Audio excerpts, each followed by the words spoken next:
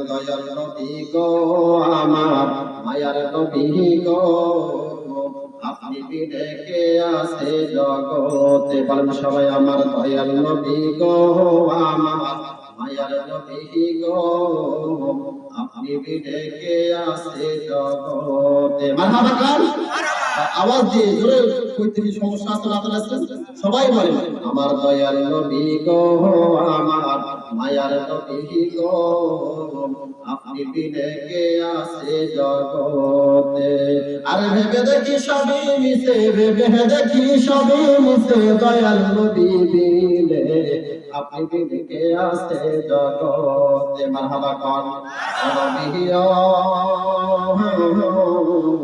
যারা আমার ছিল দোয়া মনে রই করে তারা কেঁদে কেঁদে হারে পড়াইবে কাফন বলেন যারা আমার ছিল দোয়া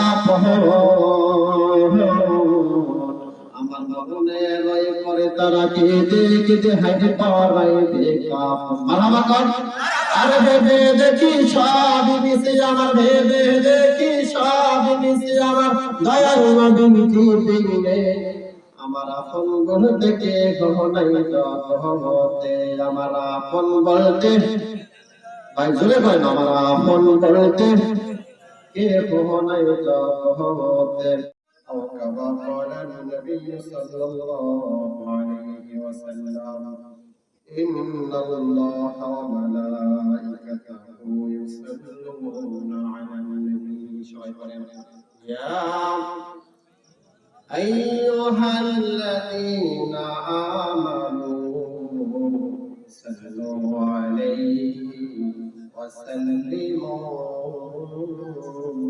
تسليما اللهم صل على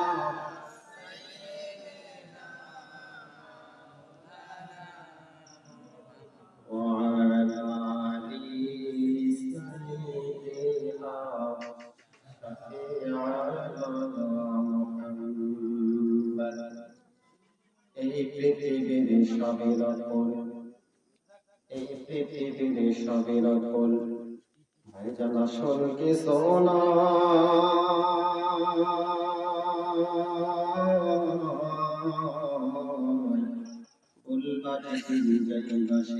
জীবন নামের ভেলা রেখে জীবন নামের ভেলা কত রঙে সাজাইলা মানুষ কত রঙে সাজাইলা মানুষ দুনিয়ার বাড়ি ঘর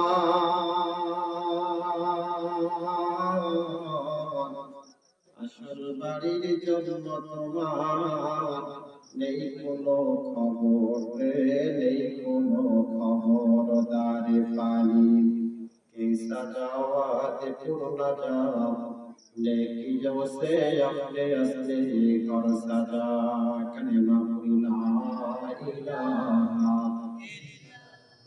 आवाज तेज बंद करते कलिमा ला इलाहा ला इलाहा हस्बी रब्बी जल्लल्लाह वन सबाय हस्बी रब्बी जल्लल्लाह ما في قلبي غير الله نور محمد صلى الله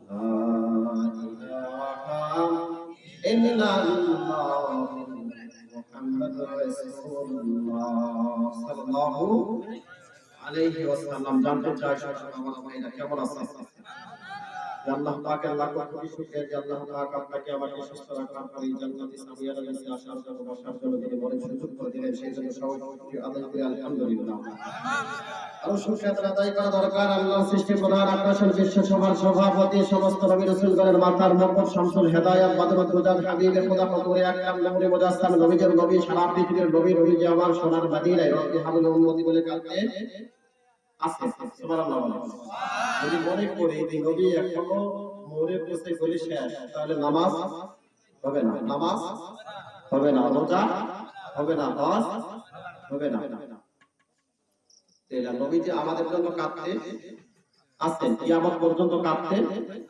থাকিবে।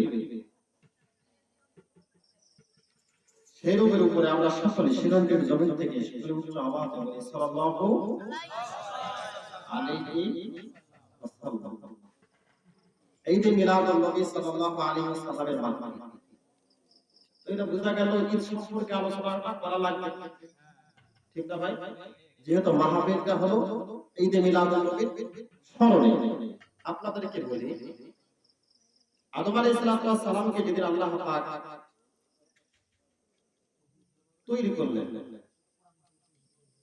তারপরে শীশ আলাইহিস সালামকে যেদিন আল্লাহ পাক দুনিয়ার জমিনে আনলেন, তারপরে মুসা আলাইহিস সালামকে যেদিন আল্লাহ পাক দুনিয়ার জমিনে আনলেন, তারপরে ইব্রাহিম খলিলুল্লাহকে আল্লাহ পাক দুনিয়ার জমিনে আনলেন।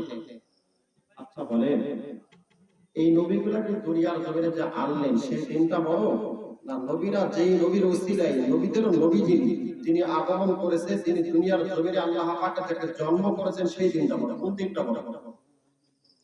যেদিন সমস্ত নবী জন্মগ্রহণ করেছে সেই দিনটা। ভাই আমরা বছরে দুইটা ঈদ পালন করে থাকি, একটা ঈদুল ফিতর, একটা ঈদুল কথা বলে ঈদুল ফিতর, একটা ঈদুল। সরাসরি এই দুই ঈদের কথা করা হয়েছে কোরআনে, হাদিসে আছে, কোরআনে আছে ঈদুনা, সরাসরি অ্যাঙ্গেলে। তাহলে কি এটা পালন করা লাগবে না? লাগবে। কেন? যেহেতু অ্যাঙ্গেলে আছে, হাদিস শরীফের বিস্তারিত আলোচনা করা আছে। সুবহানাল্লাহ। আপনাদের কাছে বলি, ঈদুল ফিতর আসতো না আমার নবী আপনার নবীকে দুনিয়ার জমিনে আল্লাহ পাক না পাঠাইলেন। তাহলে বোঝা গেল সকল ঈদের সেরা ঈদ যেই দিন আল্লাহ পাক যেই দিন আসমান জমিন লৌহ কলম সাত আসমান সাত জমিন আল্লাহ পাক তৈরি করলেন, যে মুহাম্মদ রাসূলের উসিলায়, সেই দিনটা থেকে বরকতপূর্ণ দিন আর হইতে, ভাই কথা বলে, দিন আর হইতে পারে না। কারণ নবী মুহাম্মদ রাসূলকে সৃষ্টি যদি না করতো আল্লাহ পাক তো এই জগৎ সাজাইতেন, সাজাইছেন কার উসিলায়? নবী মুহাম্মদের উসিলায়। এখন ঈদ শব্দের অর্থ কি? খুশি। মিলাদ শব্দের অর্থ জন্ম। কি মিলাদ শব্দের অর্থ? জন্ম। এই যে মিলাদ দুন্নবিয়া, এখন মিলাদুন নবী কেন বলা হয়? এই দুনিয়া পয়দা করেছেন আল্লাহ মুহাম্মদ নবীর উসিলায়। সুবহানাল্লাহ। এই জন্য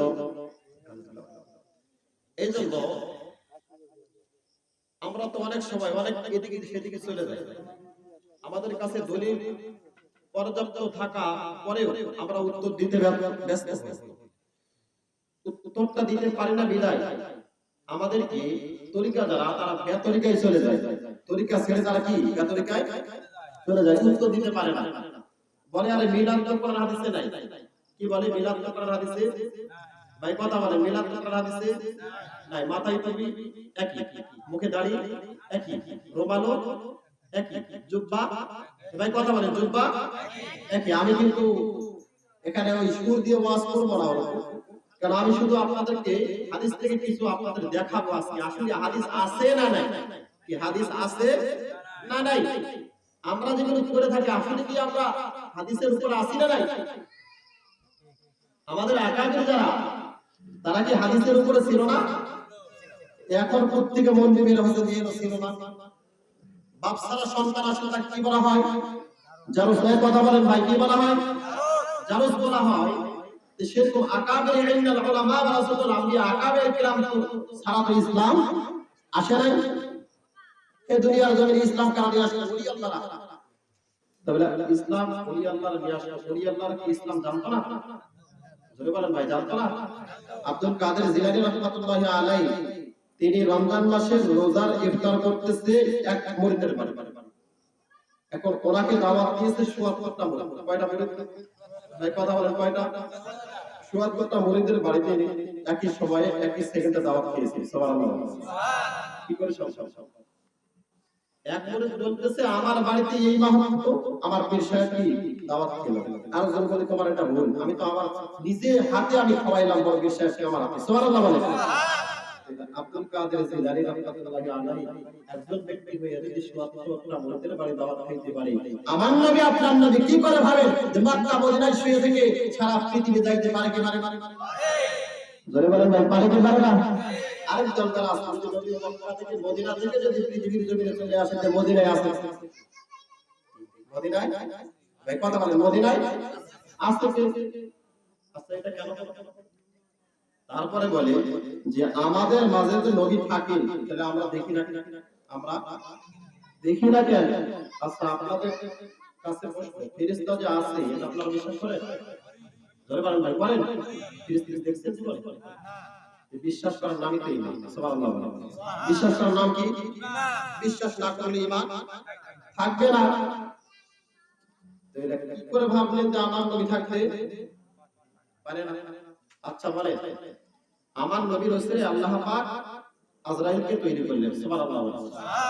একই সময়ে যাই মৌলবী বলে ২৫০০ থেকে নেটে ওয়াজ করে নবী যদি একই টাইমে সারা বিশ্বে যায় তাহলে নবী তো অনেক দূর হয়। নাউজুবিল্লাহ। ওই মৌলবী আবার ওয়াজ করে আজরাইল আলাইহিস সালাম কয়জন ভাই ভাই কয়জন? ধরে বলেন ভাই কয়জন?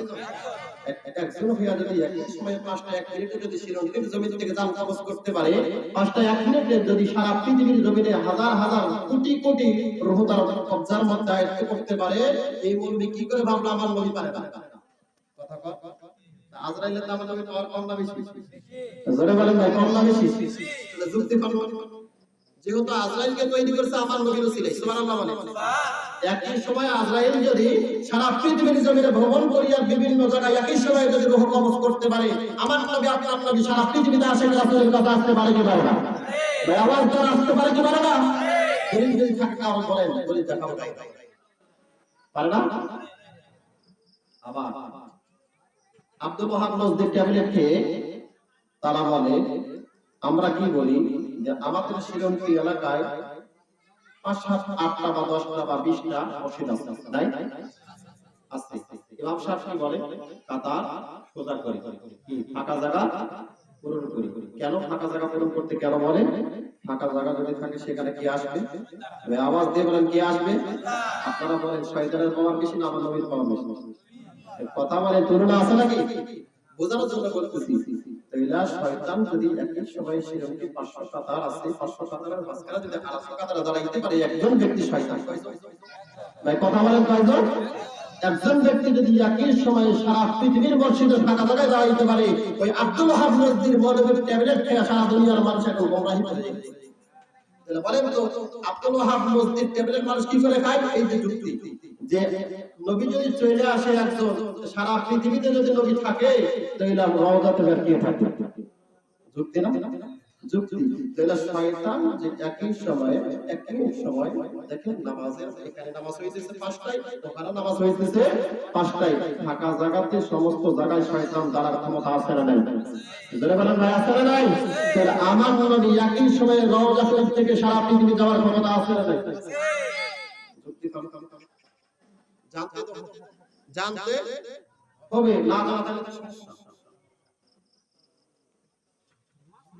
মিলাদ নাই কোন জায়গায়, নাই কোন জায়গায় দেখাতে হবে, নাই কোথায় দাঁড়ায়া সালাম দেওয়া নবীকে যাবে না, নাই কোথায় দেখাতে হবে, সালাম দেওয়া যাবে না, নাই কোথায় সেটা দেখাতে ধরতে হবে। বলবে কিন্তু ভাই নাই কোথায় কিতাব দেখাতে আপনাকে এমন একটা দলিল তারা দিবে মিশকাত শরীফের ৪০৩ নম্বর পৃষ্ঠায়, যে দলিলটা রয়েছে তারা খুলে দেখাবে যে দেখেন আল্লাহ রাসূল সাল্লাল্লাহু আলাইহি ওয়াসাল্লাম তার স্ত্রীদের ঘর থেকে সাহাবীদের সামনে তাশরীফ আনলেন। যখন লাঠির উপরে ভর দিন যখন আসলেন তিনি, তখন সাহাবীরা সকলে দাঁড়িয়ে গেল। কি করলো? মিশকাতের যে হাদিসটা এটা আপনারা শোনাবেন। সাহাবীরা দাঁড়িয়ে গেল, তখন আল্লাহ রাসূল সাল্লাল্লাহু আলাইহি ওয়াসাল্লাম বলল লা তাকুমু, তোমরা দাঁড়ায়ো না। কে বলছে এটা? আল্লাহ রাসূল। এখন এরা বলবে, বলেন আল্লাহ রাসূল সাল্লাল্লাহু আলাইহি ওয়াসাল্লাম সাহাবীরা যখন রাসূলকে দেখলেন তখন দাঁড়ায় গেল, তখন আল্লাহ রাসূল তো নিষেধ করলো যে তোমরা দাঁড়াবে। যুক্তি সঠিক? যুক্তি কি ভাই? কথা বলেন যুক্তি। আপনারা যারা তরিকা বলতে আপনারা উত্তর দিতে কিভাবে পারবেন? কারণ তো এটা হাদিস। কারণ আল্লাহ রাসূল সাল্লাল্লাহু আলাইহি ওয়াসাল্লাম কি লাঠির উপর ভর করে সাহাবীদের সামনে আসছেন, সাহাবীদের তো নিষেধ করতে। এখন আসেন নবীজি যে কথাগুলো বলেন এগুলো কার কথা? কথা বলেন কার কথা? আল্লাহ। এখন আল্লাহ যে কোরআন শরীফের মধ্যে বলেছে লা তাকরাবুস সালাত, তোমরা নামাজের ধারে কাছে যাই না, তাহলে তো নামাজের ধারে কাছে যদি যাইতে নিষেধ করে তো নামাজ পড়া তো দূরের কথা। কি বুঝা গেছে? আল্লাহ বলেছে লা তাকরাবুস সালাত, তোমরা নামাজের ধারে কাছে যাইও না। যদি যারা ভণ্ড, যারা নামাজ পড়বে না, তারা যদি দলিল দেয় আল্লাহ যেহেতু বলেছে নামাজের ধারে কাছে যাইতে নিষেধ করেছে, তা নামাজ পড়া করতে পারে না ভাই, কথা বলতে পারে না। কিন্তু দ্বিতীয় আয়াতে যাওয়া দরকার আছে না? আল্লাহ কেন বললেন যাইতে যাইতে নিষেধ কেন করলে? এটা দ্বিতীয় আয়াতে যাইতে হবে। ওয়াআনতুম সুকারা, নিঃশ্বাসগ্রস্ত অবস্থায় নামাজে যাওয়া রাসূল দাঁড়াইতে নিষেধ করলেন কেন? প্রথম হাদিসে, এই একই হাদিসে দ্বিতীয় নম্বর লাইন কয়লা ওই যে সাহাবা দাঁড়াইতে নিষেধ করলেন, এই যে এখানে লাগাইছিল ফিতনা, এই একই দলিল। নিষেধ করেছে কেন? আল্লাহ রাসূল সাল্লাল্লাহু আলাইহি সাল্লাম দাঁড়াইতে নিষেধ করেছে কেন? আল্লাহ রাসূল দ্বিতীয় নম্বর হাদিসে দ্বিতীয় লাইনে বলা হয়েছে কামা তাকুমুল আযিম, আযমীদের মতো। সুবহানাল্লাহ। কাদের মতো? আযমীদের মতো। আযমীরা কিভাবে দাঁড়ায়?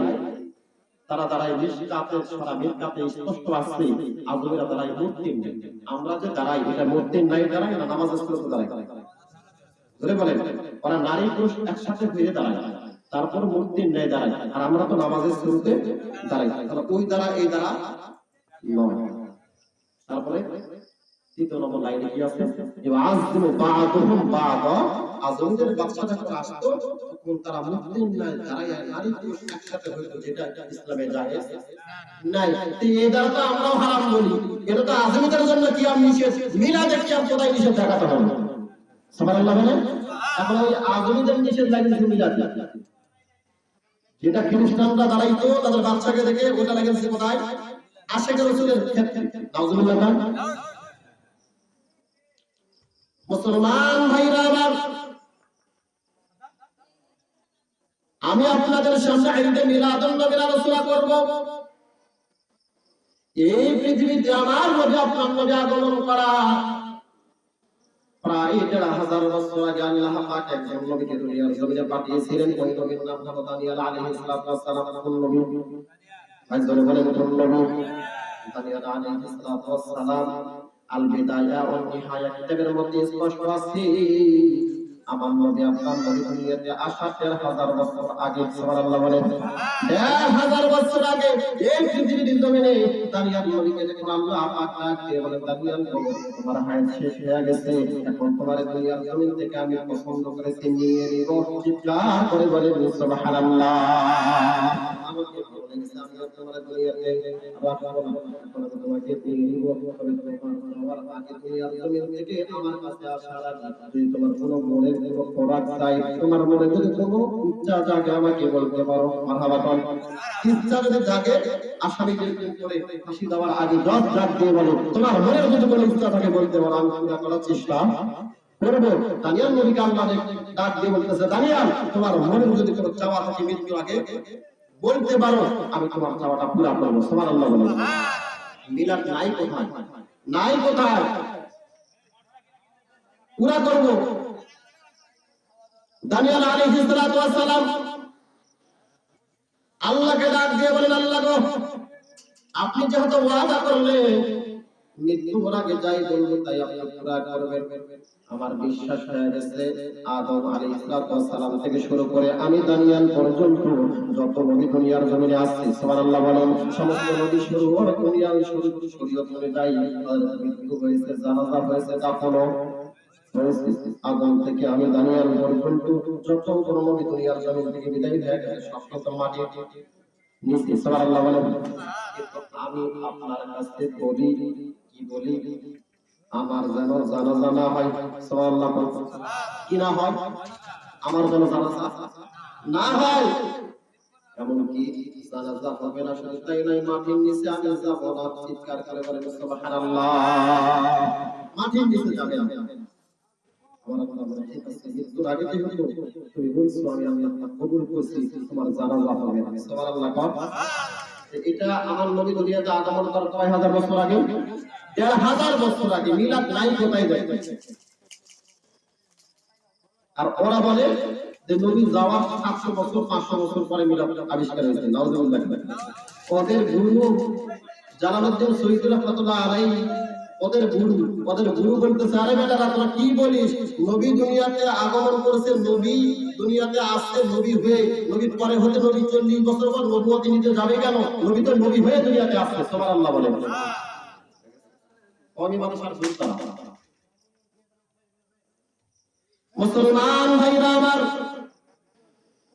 এইবার দুনিয়ার জমিন থেকে দাঁড়িয়ে নবীর জান কবজ করা হবে। আমরা আল্লাহ পাক তাবারক ওয়া তাআলা ওয়াদা দিলেন। এইবার আমার আল্লাহ ডাক দিয়ে বলেন, দানিয়াল গো, কি জন্য তুমি ওয়াদা আমার কাছ থেকে নিলা, তার কারণটা কি আমি জানতে চাই। সুবহানাল্লাহ বলেন। আমার আল্লাহ ডাক দিয়ে বলে, আমি জানতে চাই। দানিয়াল বলে, আল্লাহ গো, জানার পরেও যখন জানতে চান তাহলে শুনে নেন। সুবহানাল্লাহ। আমার আল্লাহ তো নবীর অন্তরে খবর জানে কি জানে না? জানার পরেও যখন জানতে চান তাহলে শুনে নেন, আমি দানিয়াল দুনিয়ার জমিন থেকে বিদায় হয়ে চলে যাব, আমার জানাজা হবে না। কিন্তু মানুষ যতগুলো দুনিয়ার জমিন থেকে বিদায় হয়ে যায় সবাই জানাজা হয় মাটির নিচে দাফন করতে হয়। আমি কেন এই মুসিবত করে গেলাম? কারণ আমি জানি এই পৃথিবীর জমিনে ১,৫০০ বছর পরে একজন নবী দুনিয়ার জমিনে আগমন করবে। এই জমিনে তার নাম হবে মুহাম্মদ, আসমানে হলো ওই নবীর নাম আহমদ। চিৎকার করে বলেন সুবহানাল্লাহ। আমি দুনিয়ার জমিন থেকে যাওয়ার ১,৫০০ বছর পরে একজন নবী দুনিয়াতে আসবেন, ওই নবীর নাম আসমানে হলো আহমদ, জমিনে হইল মুহাম্মদ। আর ওই নবী দুনিয়ায় আসার পরে মক্কা থেকে মদিনায় হিজরত করবে।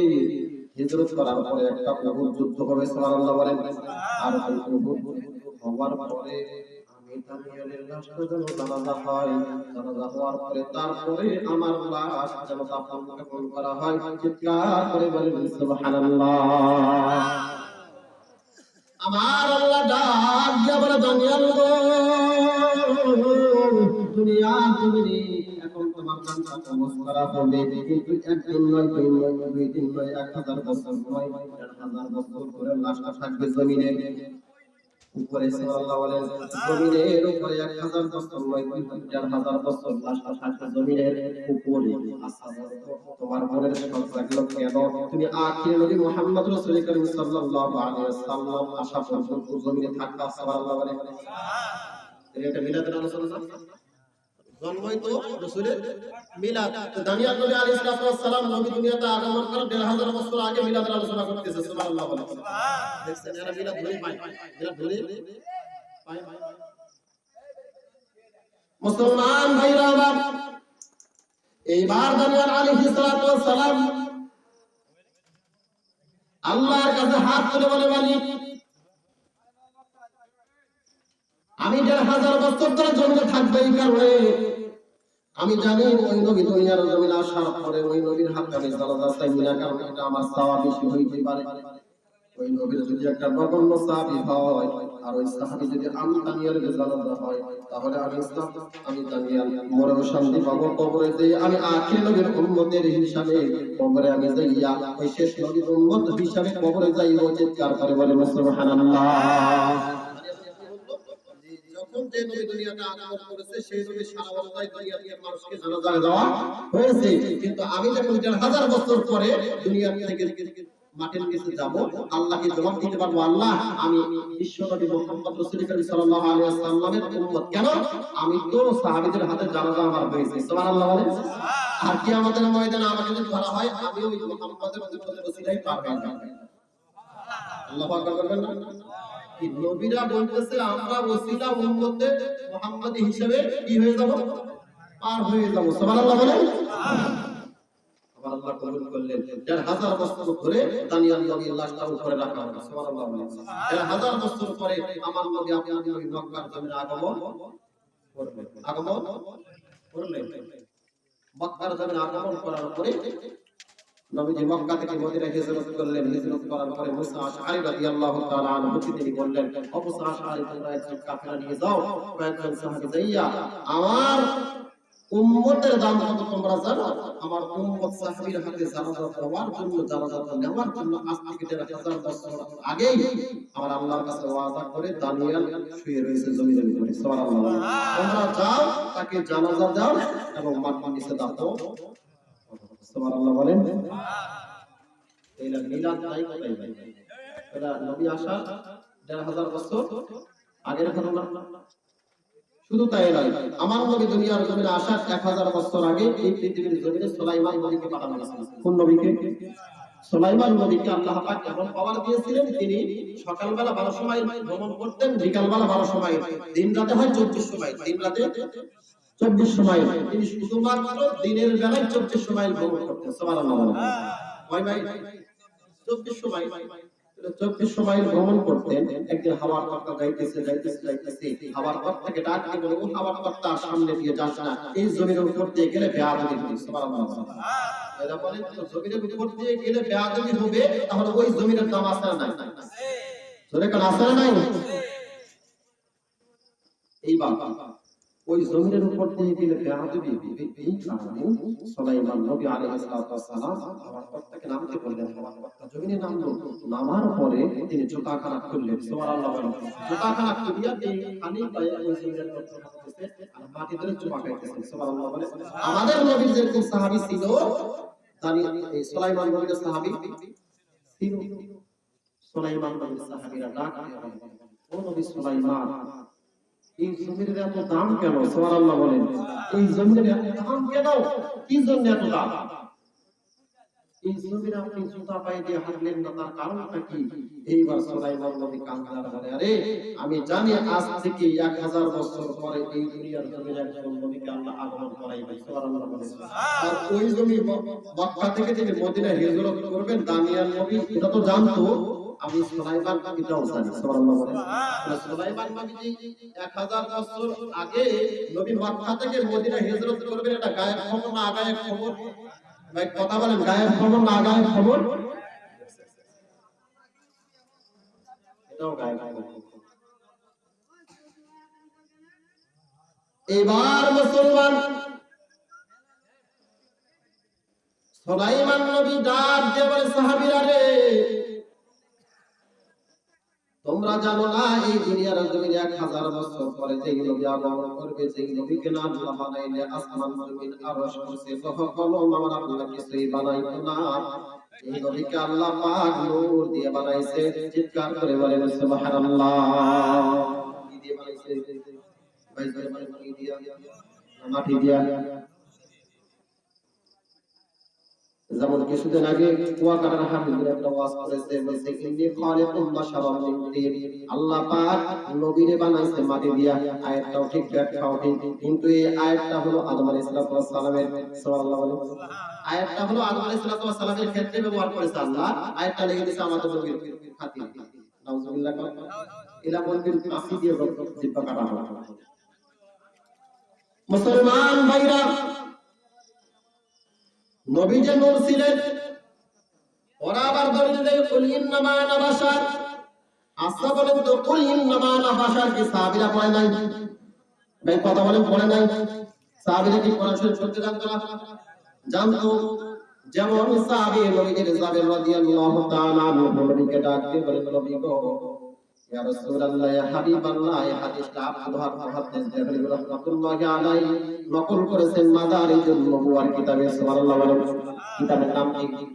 মাদারিজুন নবুওয়াতের মধ্যে হাদিসটা এই হয়ে গেছে, ওয়ান জাবির রাদিয়াল্লাহু তাআলা আনহু قال كان رسول الله صلى الله عليه وسلم بأبي أني أخبرني من أول شيء خلق الله تعالى قبل الأشياء قال يا جابر إن الله تعالى من نور نبيك فجعل ذلك النور يدور بالقدرة حيث شاء الله تعالى ولم يكن في ذلك الوقت لوح ولا قلم ولا جنة ولا نار ولا سماء ولا اسماء ولا ملك ولا أرض ولا شمس ولا قمر ولا جن ولا إنس। চিৎকার করে বলে সুবহানাল্লাহ। নবীর সাহাবী হযরত জাবের রাদিয়াল্লাহু তাআলা আনহু একজন নবীকে ডাকিয়ে বলেন, নবী গো, মায়ার নবী গো, দয়ার নবী গো, আপনি বলেন তো দেখি এই পৃথিবীর জমিনে সর্বপ্রথম আল্লাহ পাক কোন জিনিস সৃষ্টি করেছেন? সুবহানাল্লাহ বলেন। আর জোরে বলেন সুবহানাল্লাহ। সর্বপ্রথম আল্লাহ পাক কোন জিনিস সৃষ্টি করেছেন? জাবের রাদিয়াল্লাহু তাআলা আনহু কে আমার নবী ডাকতে বলেন, জাবের রে, ওয়ালা ইয়া জাবির ইন্নাল্লাহ তাআলা মিন নূরি নাবিয়্যা, সর্বপ্রথম আল্লাহ পাক তোমার নবী মুহাম্মদ রাসূলের নূর সৃষ্টি করেছে। সুবহানাল্লাহ বলেন। কি সৃষ্টি করেছে? তোমার নবীর নূর যখন ছিল আদম ছিল না, তোমার নবীর নূর যখন ছিল হাওয়া ছিল না, তোমার নবীর নূর যখন ছিল আসমান জমিন ছিল না। সুবহানাল্লাহ বলেন। আর বলে বলেন সুবহানাল্লাহ। তোমার নবীর নূর যখন ছিল পৃথিবীর কিছুই, আর জোরে বলেন ভাই, এরা বলেন তো মলবিরা দিন ওয়াজ করছে মধ্যে আমাদের মতন মানুষ তারা নবী যাবেন কি করি না না পড়ে নাই, জোরে বলেন ভাই পড়ে নাই। নবী কি কোরআন পড়তে জানতো না সাহাবীরা? জানতো। তাহলে কুলিন নামা আলা বাশারের ব্যাখ্যা তো ওরা করেছে, নূর মাটি তো করে নাই, নূর করেছে। সুবহানাল্লাহ বলেন। এই জন্য আমার নবী বলেন দয়াল নবী, সকলে বলেন দয়াল নবী গো আমার মায়ার নবী গো, আপনি বিদেকে আছে জগতে। বলেন সবাই আমার দয়াল নবী গো আমার মায়ার নবী গো, আপনি বিদেকে আছে জগতে। মারহাবা কান আওয়াজ দিয়ে জোরে কইতে কি সমস্যা আছে না আছে? সবাই বলেন আমার দয়াল নবী গো আমার মায়ার নবী গো, আপনি বিদেকে আছে জগতে। আরে ভেবে দেখি সবই মিশে, ভেবে দেখি সবই মিশে, দয়াল নবী বিনে আপনি বিদেকে আছে জগতে। মারহাবা কান নবী যারা আমার ছিল গোয়া মনে রই করে তারা কেঁদে কেঁদে হারে পড়াইবে কাফন। বলেন যারা আমার ছিল গোয়া আমার মনে রই করে তারা কেঁদে কেঁদে হারে পড়াইবে কাফন। মারহাবা কর। আরে ভেবে দেখি সব মিশে আমার, ভেবে দেখি সব মিশে আমার, দয়াল নবী দিলে আমার আপন বলতে কে নাই জগতে। আমার আপন বলতে ভাই জোরে ভাই, আমার আপন বলতে কে নাই জগতে। অনবিহীন আবু জেহেল কাফের ভইয়া, আবু জেহেল কাফের ভইয়া দেখলো নবীকে,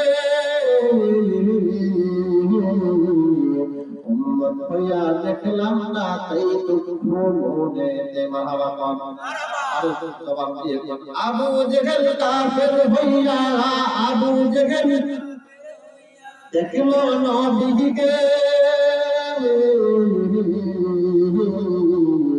উম্মত হইয়া দেখলাম না তাই তো মনেতে। মারহাবা কর আর নবীর তোরে দরকার আছে না নাই? বরাবর আছে না নাই?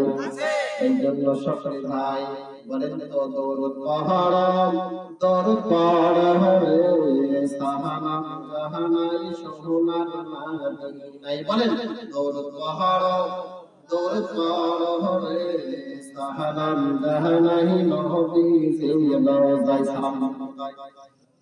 আর জোরে বলেন ভাই কোথায়?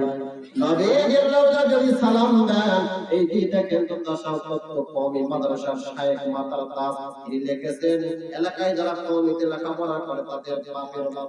মারহাবা কেন বললাম? কারণ কোরআন হাদিস যারা রিসার্চ করে কিতাব লিখে গেছেন তারাই কিতাবটা লিখেছে। মারহাবা শামসুল ফরিদপুরি রাহমাতুল্লাহি আলাইহি বেহেশতুল অনুবাদ করেছেন।